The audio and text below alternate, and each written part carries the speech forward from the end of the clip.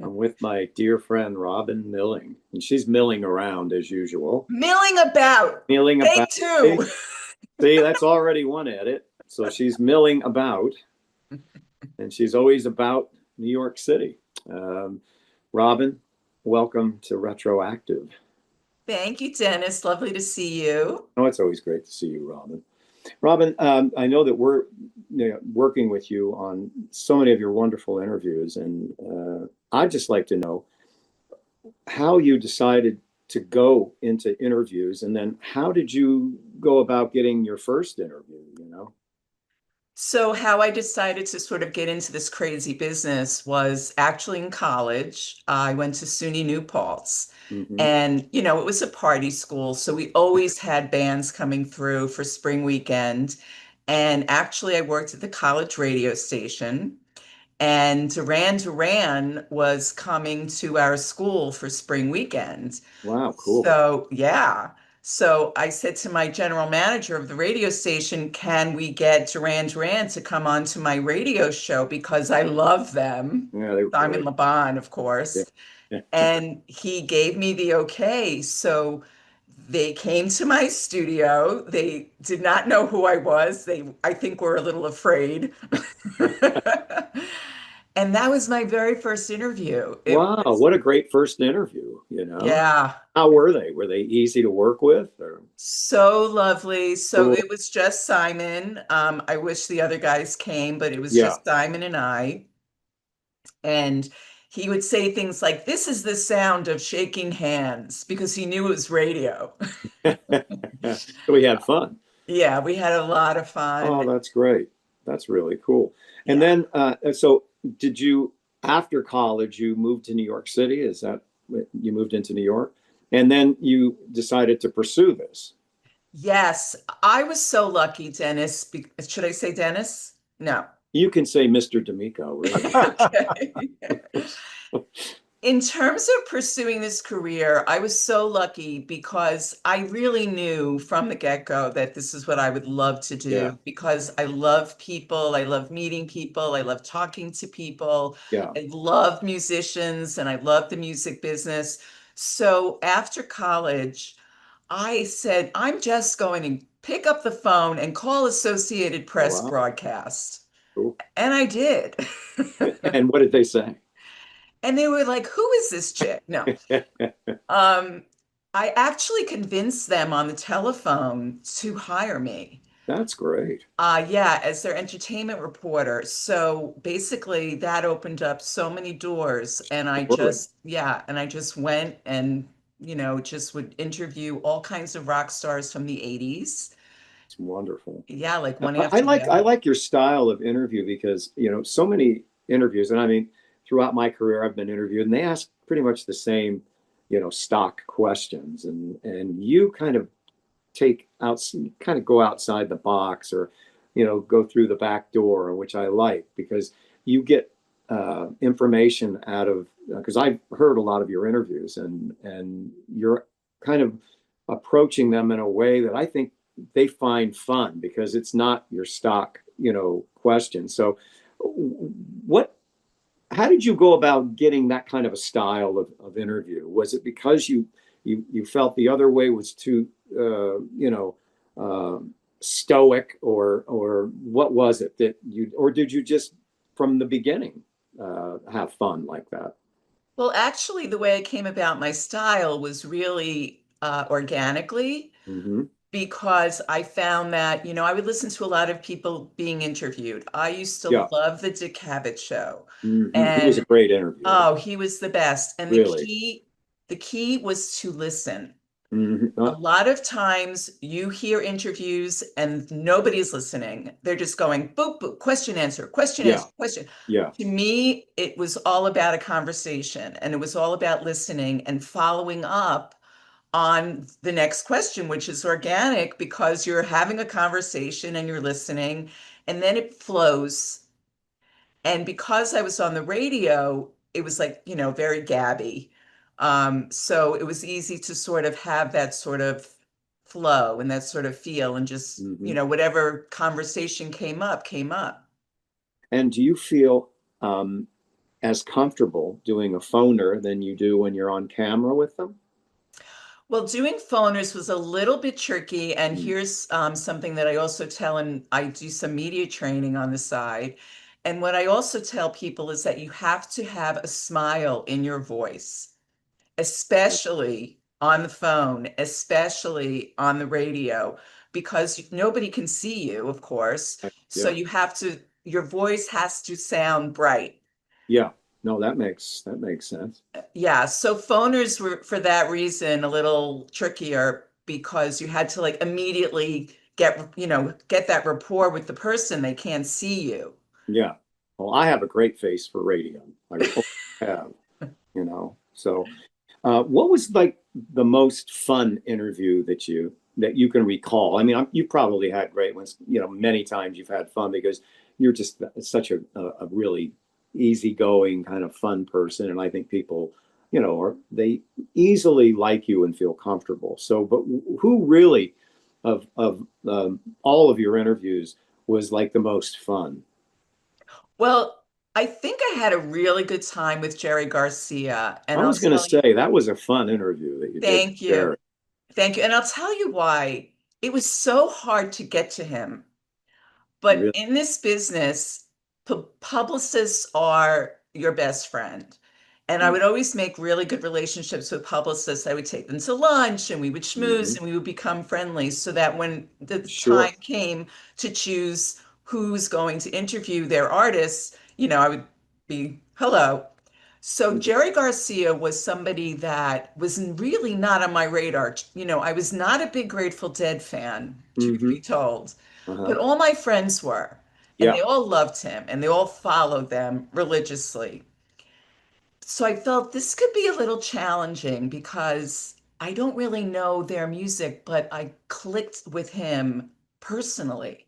Who else did you really enjoy? Who I enjoyed was the Julian Lennon interview. I thought he was really interesting. You know, Julian Lennon was also so, so lovely. And of course, we all know who his father is. absolutely. Yeah. But I really didn't want to talk about John Lennon. Yeah. I wanted to talk about Julian Lennon, and I wanted to get to the bottom of who he was. So I think I embarrassed him tremendously. I think I asked him questions about his love life and But things. he was pretty cool about it. And then what I found out by listening to that interview was him wanting to be an actor. I mean, Yes, really into it. He was genuinely, I think in that interview, putting it out there, saying, "Well, whoever hears this, I'm. That's really what I enjoy. I love that." And I thought, "Wow, that's really cool, Julian." Wanting to be an actor, and it just came about so naturally. And he really, went on about it, which was kind of cool. You know. well, it's interesting because so many times you hear about rock stars wanting to be actors and Yeah. actors wanting to be rock stars. He could have really gone the distance as an actor. I think he had the Yeah. chops.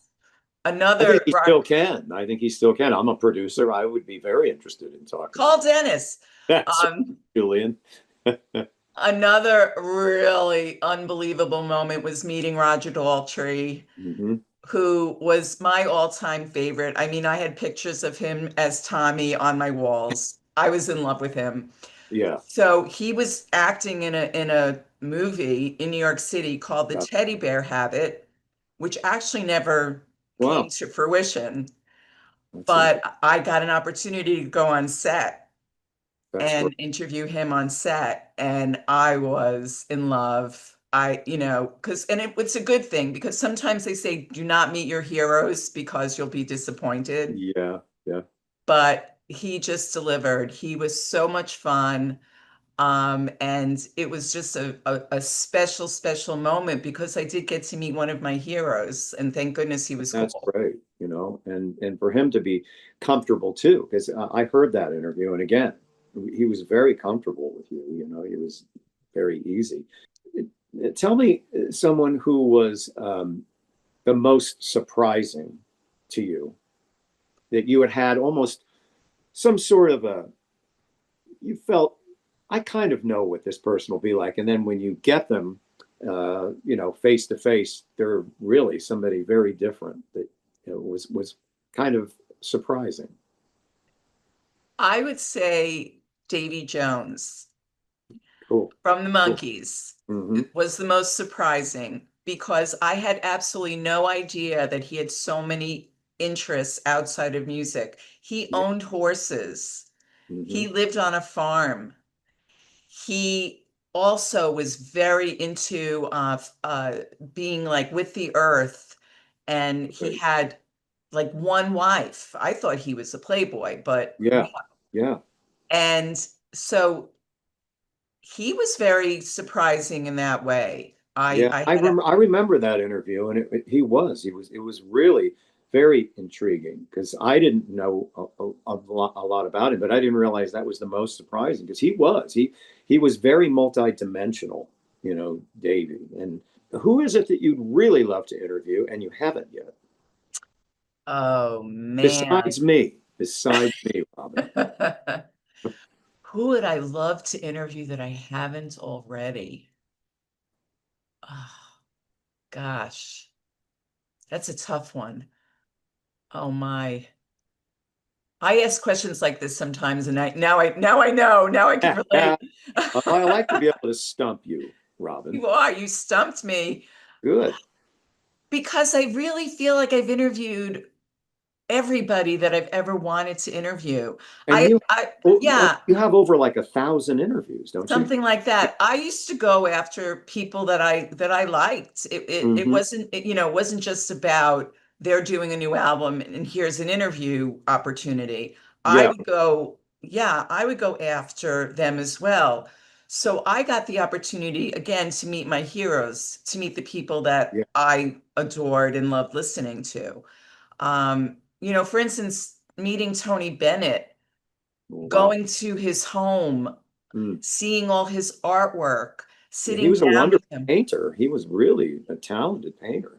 Absolutely. He was an Yeah. amazing artist. I mean, my parents loved him too, and I grew up Yeah. listening to his music, and I was Yeah. just he was just such a gentleman, so lovely. I also feel maybe we'll take like the surprising moment question. I was also very surprised by Joey Ramone. Hmm. And what surprised you about him? Well, I went to his home.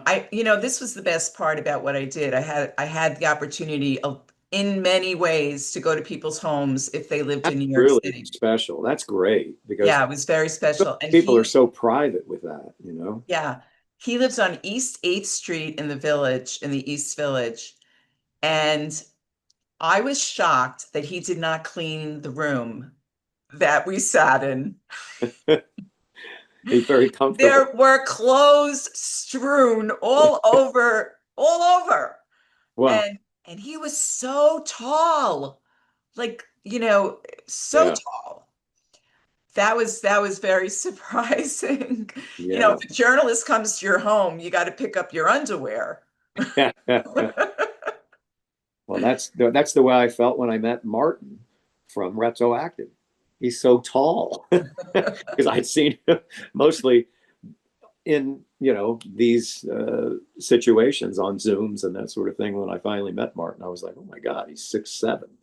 So that's the secret's out, people. Martin is a tall guy. Well, certainly when I met all of these rock stars in my lifetime, I never looked at them as rock stars. I always looked at them as I was meeting someone new. I was Mhm. meeting a new friend. Oh, that's cool. But there was always something very special about them. There is a star quality. I cannot put my finger on it, but when they walk into a room, boom, they have it. And Yeah. they played instruments, something I couldn't possibly imagine doing. So, because I Yeah. never had that talent. I love listening to music, but I could never just pick up the guitar like you, Dennis, and you know how much I love your music. No, thank you. So, yeah, I feel that that star quality is what makes a rock star, but you Yeah. have to sort of, as the person who's interviewing them, you have to dispel that and you have to get rid of that and you have to break that down to I'm meeting you, you're meeting me, let's get to know each other. Yeah. Yeah. And but there were those that uh, offered and said, "Would you like me to play something?" Which Yes. is cool. Now, who were they? Because that to me is so cool because, so many of them when you're interviewing, they don't have, the piano with them or whatever, but a guitar is certainly a lot easier. If you're in their home, they've got instruments there. So who was really open enough and said, "You want me to play a tune for you?" Yeah, I would sometimes have the opportunity to meet with someone who had their guitar with them, or they were in a recording studio and Right. can easily Cool. get to a piano. Cool. So, case in point, I interviewed Graham Nash in a studio, Uh, and he was sitting there and there was a piano, and I said, "Come on, Graham, play something for me, just a little bit." Now, I went to sleepaway camp my whole life, and our favorite song was Our House because we used to yeah. sing it as Our Camp, and we used to change the lyrics. Yeah. So he played Our House on this piano. I thought I was going to melt. It was That's the most great. Wow, that's incredible great. thing. Yeah, And are those three songs on the interview with Marty? I believe so. And Great. I And believe Graham. that Graham Nash has Our House on the interview as Oh, well. see, that's really special. That's great. See, people, this is who you want to go and get involved with Retroactive and subscribe to Robin Milling about interviews. She's really wonderful. Thank you, Dennis. Well, Robin, it's wonderful that you're with us at Retroactive, and all of your interviews are now available on Retroactive. And I am so excited. and we are as well. And This this has is been really a dream come true that I'm able to get my interviews out there to the public so that they can listen to these very great. special people that some of them who are no longer with I us. know that's what's so wonderful to be able to hear the voices of people that are no longer with us. And I know there are a few of those that are part of your interview. And well, Robin, there's so many great moments from these interviews. Um, I know certainly with the Graham Nash playing the piano and give me a couple more that that people will want to come here and really immerse themselves in your interviews because of these special magical moments that take place, so people can subscribe and uh, really enjoy and kind of dive in with you. One interview that I did that comes to mind where they performed for me was Peter and Paul. Uh, Unfortunately, Mary was not there. Hmm. It was the two of them, and they played Puff the Magic Oh, Dragon. They cool. played Leaving on a Jet Plane. Oh, that's great. Chills, chills. Yeah, Another really fun time was the Bacon Brothers. The Bacon Brothers are Kevin Bacon and Michael Bacon. absolutely. They're great. And I've known them over the years, and every time I see them, they say, "Okay, when are we getting together?" I was actually in Kevin Bacon's first music video, Boys in Bars, but I digress. I love I love Kevin Bacon. He's a brilliant actor. Oh, he's the Brilliant. best. So underrated. He's So amazing. they played also for me in one of my conversations with them as well. Well, see, people, it's about subscribing to Robin Milling about in these interviews. They're really special. So I know I love listening to them, and I know that many people will, and because again, you do it differently, and that's what it's all about.